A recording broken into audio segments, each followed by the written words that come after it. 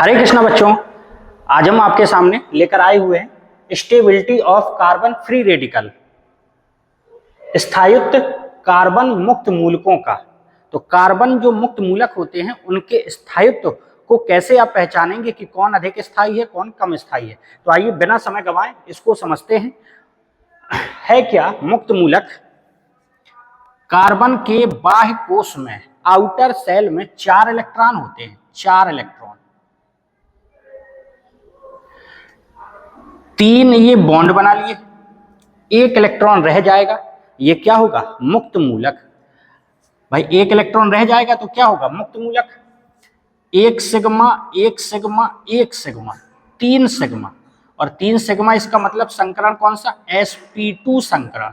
संकरण को इंग्लिश में बोलते हैं हाइब्रिडाइजेशन। ठीक है। कार्बन मुक्त मूलक, मुक्त मूलक इंग्लिश में फ्री रेडिकल, अत्यधिक अस्थायी व क्रियाशील होता है, क्रियाशील होता है। क्यों होता है? कारण क्या है? देखिए, इसके संयोजी कोश में, संयोजी कोश का मतलब बाहर, बाह्य कोश में अब कितने इलेक्ट्रॉन हो गए? तो 4 इलेक्ट्रॉन तो पहले से थे और जिसके साथ इसने बॉन्ड बनाया तो आपको पता है 1 इलेक्ट्रॉन इसका पहले से था और जिससे ये बॉन्ड बनाया होगा उसका भी 1 इलेक्ट्रॉन होगा। क्यों? क्योंकि एक बॉन्ड में कितने इलेक्ट्रॉन होते? 2 इलेक्ट्रॉन होते। तो 4 तो उसके पास पहले से इलेक्ट्रॉन थे, 1 यहां से मिला 5, 1 यहां से मिला 6, 1 यहां से मिला 7। तो संयोजी इलेक्ट्रॉन कितने हो गए बच्चों? 7।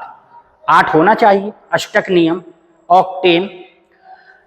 तो ऑक्टेन जो रूल है, अष्टक नियम, उसमें 8 इलेक्ट्रॉन होना चाहिए, है क्या? 7। तो स्थायित्व कारण क्या है? मुक्त मूलक अत्यधिक अस्थायी है और क्रियाशील होता है। क्यों? किसी से क्रिया करके ये अपना अष्टक पूर्ण करने का प्रयास करेगा। तो कारण क्या है? इलेक्ट्रॉनों की कमी, इलेक्ट्रॉनों की कमी। ठीक है, इलेक्ट्रॉनों की कमी। अब स्टेबिलिटी, स्थायित्व मुक्त मूलकों का, मुक्त मूलकों का स्थायित्व का जो क्रम होता है वो कार्बोकैटायन, कार्ब आयन या उसी को कहते हैं कार्बोनियम आयन की तरह ही होता है। कार्बोनियम आयन मतलब कार्बोकैटायन की तरह ही होता है। और इससे पिछले वाले वीडियो में हमने आपको कार्बोकैटायन की स्टेबिलिटी अच्छे से समझाई है। सेम इसमें देखिए, अब आप खुद समझ सकते हैं कि इसके पास 7 इलेक्ट्रॉन हैं और ये प्रयास करेगा कि और इलेक्ट्रॉन आ जाए जिससे कि इसके पास कितने इलेक्ट्रॉन हो जाए? 8 इलेक्ट्रॉन। अष्टक नियम, ऑक्टेन रूल पालन हो जाए। तो इसको जो भी इसको इलेक्ट्रॉन देगा, जो भी इसको इलेक्ट्रॉन देगा तो वो क्या होगा? ज्यादा स्थायी होगा। और अगर कोई इससे इलेक्ट्रॉन खींचेगा तो उसको ये क्या करेगा? अस्थायी बनाएगा। बात आपको समझ में आ गई? आप इसको देखने से पता चल पा रहा है कि इसके पास 7 इलेक्ट्रॉन है। जो भी इसको इलेक्ट्रॉन देगा, तो अगर इसको इलेक्ट्रॉन मिलने लगे तो समझ लीजिएगा स्थायी ज्यादा है। और कोई अगर इससे इलेक्ट्रॉन खींचने लगे तो समझ लीजिएगा कि वो जो संरचना है वो क्या है? अस्थायी। ठीक, तो स्टेबिलिटी प्लस m पर डिपेंड करेगी। उसके बाद आप देख सकते हैं हाइपर कॉन्जुगेशन, प्लस m का मतलब मेसोमेरिक प्रभाव। ठीक, मेसोमेरिक प्रभाव प्लस m, ये हाइपर कॉन्जुगेशन, हिंदी में कहते हैं अति संयुग्मन प्रभाव, इफेक्ट। इसके बाद आप चेक करेंगे I, इसके बाद क्या चेक करेंगे? I इंडक्टिव इफेक्ट, प्रेरणिक प्रभाव। बात क्लियर हो गई? मेसोमेरिक, फिर हाइपर कॉन्जुगेशन चेक करेंगे। पहले आप ये देखेंगे, अगर ये नहीं मिल पा रहा है तो फिर हाइपर कॉन्जुगेशन देखेंगे, अगर ये भी नहीं मिल पा रहा है तो फिर लास्ट में क्या देखेंगे? इंडक्टिव इफेक्ट, प्रेरणिक प्रभाव। ठीक है, इससे आपको स्टेबिलिटी पता चलेगी। अब देखते हैं क्वेश्चन, कैसे आप क्वेश्चन को सॉल्व करें। तो देखिएगा, जैसे ये है CH3 मुक्त मूलक, CH3 CH2 मुक्त मूलक, CH3 CH2 CH2 मुक्त मूलक। ठीक है, इसमें अगर देखें एल्फा हाइड्रोजन मुक्त मूलक, ये कार्बन पर इलेक्ट्रॉन, एक इलेक्ट्रॉन है तो ये मुक्त मूलक है। इससे अगर कोई कार्बन जुड़ा होता तो उसको कहते हैं आप एल्फा कार्बन, और उस पर जो हाइड्रोजन होता उसको कहते हैं एल्फा हाइड्रोजन, जो कि हाइपर कॉन्जुगेशन में भाग लेता है। तो यहाँ तो एल्फा कार्बन है नहीं तो एल्फा हाइड्रोजन भी नहीं होगा, तो जीरो। यहाँ देखिए इससे जुड़े कार्बन को आप क्या बोलेंगे, एल्फा कार्बन, और इस पर जो हाइड्रोजन होगा कितने हैं, 3। इससे जुड़े कार्बन को आप क्या बोलेंगे, एल्फा कार्बन, और इस पर जो हाइड्रोजन है उसको आप क्या बोलेंगे, 2। ठीक है, क्लियर हुआ बात। इसमें मेसोमेरिक तो कहीं नहीं लग रहा है। आप कहेंगे कैसे आप पहचानेंगे कि मेसोमेरिक, तो जैसे मान लीजिए डबल बॉन्ड हो और यहां लोन पेयर हो, तो lone pair single bond double bond, lone pair single bond double bond, तो ये क्या प्रदर्शित करेगा, मेसोमेरिक प्रभाव प्रदर्शित करेगा, जिसको आप अनुनाद भी बोल सकते हैं, रेजोनेंस भी बोल सकते हैं। ठीक है, तो इसके बाद क्या देखा जाता है, हाइपर कॉन्जुगेशन। इसमें हाइपर कॉन्जुगेशन, इसमें 3 है, इसमें 2 है, इसमें 0 है। तो स्टेबिलिटी ऑर्डर, भाई जिसमें अल्फा हाइड्रोजन ज्यादा होगा उसका हाइपर कॉन्जुगेशन इफेक्ट भी ज्यादा होगा, तो इसका मतलब है बी सबसे ज्यादा, फिर सी, फिर ए। बात क्लियर हो गई।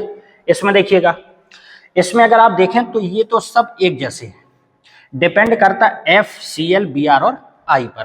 तो आप समझिएगा, फ्लोरीन क्या करेगा, फ्लोरीन इलेक्ट्रॉन को खींचता है, Cl भी इलेक्ट्रॉन को खींचता है, Br भी इलेक्ट्रॉन को खींचेगा, I भी इलेक्ट्रॉन को खींचेगा। तो ये सब इलेक्ट्रॉन को खींचने वाले हैं। और हमने आपको यहाँ क्या समझाया था, इसको जरूरत होती है इलेक्ट्रॉन इसको मिल जाए, और ये तो इससे इलेक्ट्रॉन खींच रहे हैं। अब कौन ज्यादा इलेक्ट्रॉनों को खींचेगा, कितनी ताकत से, तो जो जितनी ज्यादा ताकत से इलेक्ट्रॉन को खींचेगा, इलेक्ट्रॉन ये जो दिख रहा है इसको अगर खींचेगा, इसको जरूरत थी इलेक्ट्रॉनों की, और यही इलेक्ट्रॉन अगर कोई खींच रहा है तो इसका मतलब वो ज्यादा अनस्टेबल हो जाएगा, अस्थायी होगा। तो ध्यान दीजिएगा, F की इलेक्ट्रोनेगेटिविटी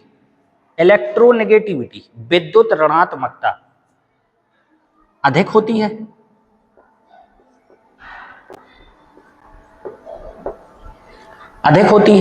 ठीक है।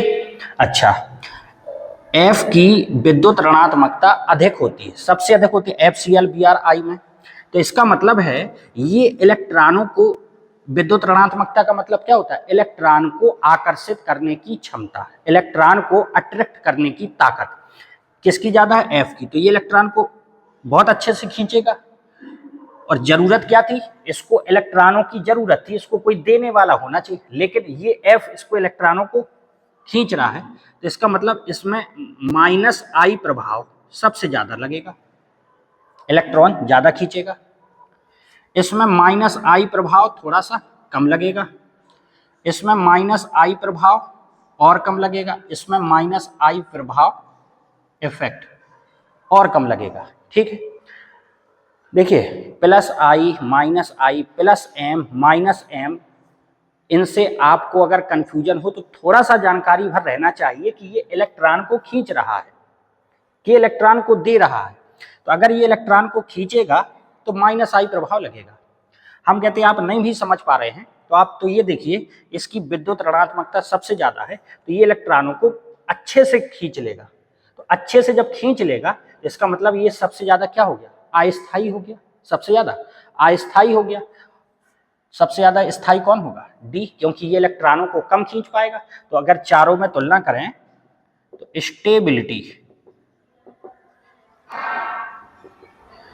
डी की सबसे ज्यादा, फिर सी की, फिर बी की, फिर ए की। क्या आपको बात समझ में आई? इसको देखिए, ये मुक्त मूलक है, ये बेंजीन रिंग, इसमें भी बेंजीन रिंग, इसमें भी बेंजीन रिंग। ठीक है, ठीक है। अब देखिए इसमें अल्फा हाइड्रोजन अल्फा हाइड्रोजन कितना है, 0। क्यों? क्योंकि इससे कोई कार्बन जुड़ा ही नहीं है। जब इससे कोई कार्बन नहीं जुड़ा तो अल्फा कार्बन नहीं है, और जब अल्फा कार्बन नहीं है तो अल्फा हाइड्रोजन भी नहीं होगा। यहां देखिए, यहां पर ये अल्फा कार्बन, तो अल्फा हाइड्रोजन 3 हो गया। यहां पर ये अल्फा कार्बन, ये भी अल्फा कार्बन, तो अल्फा हाइड्रोजन 6 हो गया। ठीक है। अब आप कहेंगे सर इसमें मेसोमेरिक प्रभाव बताइए। तो मेसोमेरिक प्रभाव, चार्ज सिंगल डबल, इसमें भी मेसोमेरिक लगेगा। चार्ज सिंगल डबल बॉन्ड, इसमें भी मेसोमेरिक लगेगा। ये इलेक्ट्रॉन है, सिंगल बॉन्ड डबल बॉन्ड, इसमें भी मेसोमेरिक लगेगा। तो मेसोमेरिक तो सभी में लग रहा है। तो आप मेसोमेरिक के बाद किसको देखेंगे, हाइपर कॉन्जुगेशन को। तो इसमें हाइपर कॉन्जुगेशन, अल्फा हाइड्रोजन 0, इसमें 3 और इसमें 6। जिसमें अल्फा हाइड्रोजन ज्यादा होगा उसमें हाइपर कॉन्जुगेशन ज्यादा लगेगा। तो इसका मतलब है स्टेबिलिटी मुक्त मूलकों की, फ्री रेडिकल की सबसे ज्यादा किसकी होगी, सी की, इसके बाद बी की, इसके बाद ए की। उम्मीद करते हैं बच्चों आपको ये कॉन्सेप्ट और ये क्वेश्चन अच्छे से समझ में आए होंगे। कुछ क्वेश्चन और देखते हैं, आइए इन क्वेश्चनों को देखें। ए बी सी डी ये 4 दिए गए। ये CH2 मुक्त मूलक है, यहाँ NO2 जुड़ा है, CH2 मुक्त मूलक, फिर बेंजीन रिंग, फिर OH जुड़ा है, यहाँ NH2 और ये सिंपल है। तो ध्यान दीजिएगा, आप plus M plus I minus I इसमें कंफ्यूज रहते हैं। तो जो हम आपको कॉन्सेप्ट समझाने का प्रयास कर रहे हैं उस पर गौर करिएगा।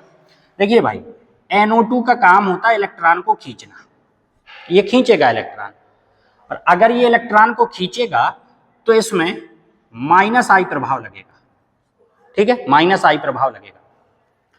अगर आप माइनस I उस समय ध्यान नहीं आता है या कंफ्यूज रहते हैं तो आप तो ये देखिए NO2 इलेक्ट्रॉन को खींच रहा है, अगर इसको इलेक्ट्रॉनों की जरूरत है अष्टक नियम पालन करने के लिए, भाई 7 इलेक्ट्रॉन है तो इसको इलेक्ट्रॉनों की जरूरत है।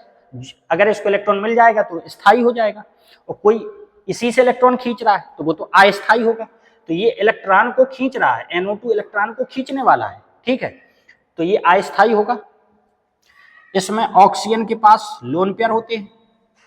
अगर ऑक्सीजन के पास लोन पेयर होते हैं तो ये lone pair single bond double bond, ये लोन पेयर इसको देगा, तो यहाँ ये इलेक्ट्रॉन को देने वाला है। लोन पेयर है तो ये कौन सा प्रभाव लगा रहा है, प्लस M प्रभाव। ठीक है, इसके पास भी लोन पेयर है, नाइट्रोजन के पास। आप कहेंगे हमको कैसे पता कि नाइट्रोजन के पास लोन पेयर है। नाइट्रोजन के बाह्य कोश आउटर सेल में 5 इलेक्ट्रॉन होते हैं। 5 में से 2 इलेक्ट्रॉन यहाँ खर्च हो गए, 1 यहाँ खर्च हो गया क्योंकि यहाँ बॉन्ड बनाया, 2 बॉन्ड यहाँ बने होंगे हाइड्रोजन के साथ, 3 इलेक्ट्रॉन खर्च हो गए, तो अभी भी 2 इलेक्ट्रॉन इसके पास बचे हैं। इसका मतलब इसके पास लोन पेयर है, और जब लोन पेयर अगर है तो ये इसको दे देगा, तो दे देगा, तो इसका मतलब ये प्लस M प्रभाव इसने भी लगाया, और ये तो सिंपल है। ठीक है, अब आप खुद देख के बताइए, इसको इलेक्ट्रॉनों की जरूरत है, ये इलेक्ट्रॉन को दे रहा है, ये भी इलेक्ट्रॉन को दे रहा है, तो ये स्थायी होंगे, और ये इलेक्ट्रॉन को खींच रहा है तो ये तो अस्थायी होगा, और ये तो कुछ नहीं है। तो इसका मतलब सबसे लास्ट में इसी का नंबर आएगा। अब तुलना करना है इन दोनों में सबसे ज्यादा स्थायी कौन होगा। तो ध्यान से देखिएगा, आपको पता है ऑक्सीजन, यहां ऑक्सीजन है, यहां नाइट्रोजन है। ऑक्सीजन की विद्युत ऋणात्मकता, इलेक्ट्रोनेगेटिविटी, ऑक्सीजन की इलेक्ट्रोनेगेटिविटी विद्युत ऋणात्मकता नाइट्रोजन से ज्यादा होती है। मतलब ऑक्सीजन की विद्युत ऋणात्मकता अधिक होती है। ठीक है, अगर ऑक्सीजन की विद्युत ऋणात्मकता अधिक होती है तो ये इलेक्ट्रॉनों से ज्यादा लगाव रखता है। भाई ऑक्सीजन की विद्युत ऋणात्मकता का मतलब क्या होता है, इलेक्ट्रॉन। इलेक्ट्रोनेगेटिविटी का मतलब क्या होता है, इलेक्ट्रॉन को अट्रैक्ट करने की पावर।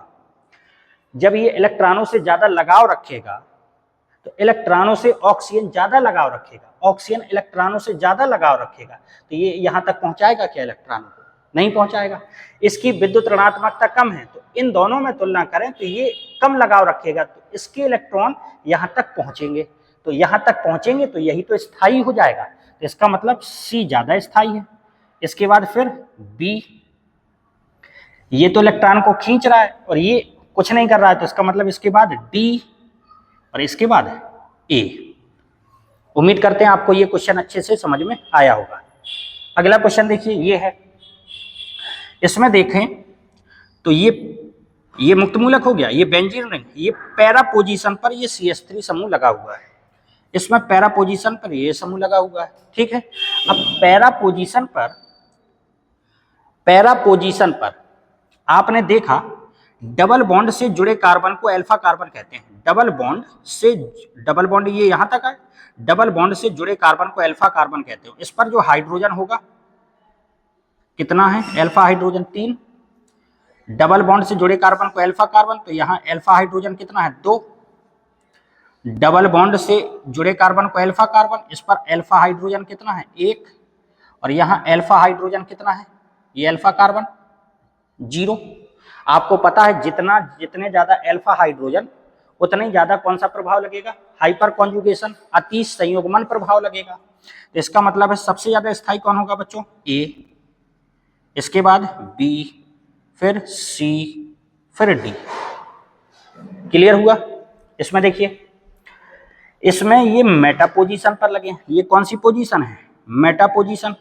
और आप जानते होंगे, और ना आपको जानकारी हो या भूल गए हो तो याद रखिएगा, मेटा पोजीशन पर केवल इंडक्टिव इफेक्ट, कहने का मतलब प्रेरणिक प्रभाव काम करता है, प्रेरणिक प्रभाव काम करता है, ठीक है। तो मेटा पोजीशन पर कौन सा प्रभाव काम करेगा, प्रेरणिक प्रभाव। अब ध्यान दीजिएगा, प्रेरणिक प्रभाव, जितना बड़ा एल्किल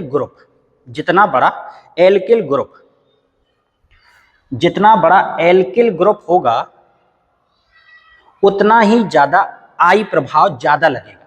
जितना बड़ा ग्रुप उतना ही ज्यादा आई ज्यादा होगा। तो देखिए, CH3 का काम होता है इलेक्ट्रॉन को ढकेलना। जैसे इलेक्ट्रॉन को ये ढकेलेगा तो यहां तक पहुंचेगा इलेक्ट्रॉन, तो स्थायित्व प्राप्त होगा। लेकिन तो इसका मतलब ये कौन सा प्रभाव लगाएगा, प्लस आई प्रभाव लगाएगा। ये वाला ग्रुप इससे बड़ा है तो आपको पता है आई और ज्यादा लगेगा। ये और ज्यादा बड़ा ग्रुप है तो आई और ज्यादा लगेगा, इसमें आई प्रभाव और ज्यादा लगेगा। सही है। हमने आपको बताया मेटा पोजीशन पर आई इफेक्ट लगता है,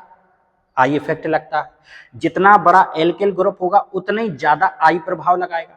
इसका मतलब आप समझे, इसमें ज्यादा आई प्रभाव लग रहा है तो ये इलेक्ट्रॉनों को अच्छे से यहां तक पहुंचा देगा। भाई जितना ज्यादा आई प्रभाव लग रहा है, भाई इनका काम क्या होता है, इलेक्ट्रॉन को ढकेलना, तो ये अच्छे से इलेक्ट्रॉन को यहां तक पहुंचा देगा। इसका मतलब ये सबसे ज्यादा स्थायी होगा। तो डी, फिर सी, फिर बी, फिर ए। बात आपको समझ में आई क्या। इसमें हाइपर कॉन्जुगेशन देखा था, मेटा पोजीशन पर हाइपर कॉन्जुगेशन या मेसोमेरिक प्रभाव काम नहीं करता है। केवल कौन सा काम करता है, इंडक्टिव। और इंडक्टिव इफेक्ट, प्रेरणिक प्रभाव, डिपेंड करता है एल्किल ग्रुप जितना बड़ा उतनी ज्यादा आई प्रभाव ज्यादा लगेगा। तो आई प्रभाव जिसमें ज्यादा लग रहा है, इसका मतलब इन सब का काम क्या होता है, इलेक्ट्रॉन को ढकेलना। इसमें आई प्रभाव ज्यादा है तो ये अच्छे से इलेक्ट्रॉन को यहाँ तक पहुंचा देगा और इसका मतलब ये ज्यादा स्थायी हो जाएगा। तो ये ज्यादा स्थायी, फिर ये। इस प्रकार से इस वीडियो में हमने आपको कार्बन मुक्त मूलकों के स्थायित्व का ऑर्डर, कौन अधिक स्थायी कौन कम स्थायी, समझाने का प्रयास किया है। उम्मीद करते हैं आपको इस वीडियो से मदद मिलेगी और मुक्त मूलकों के स्थायित्व का क्रम आप अच्छे से समझ पाएंगे, क्वेश्चन भी सॉल्व कर पाएंगे। Thank you.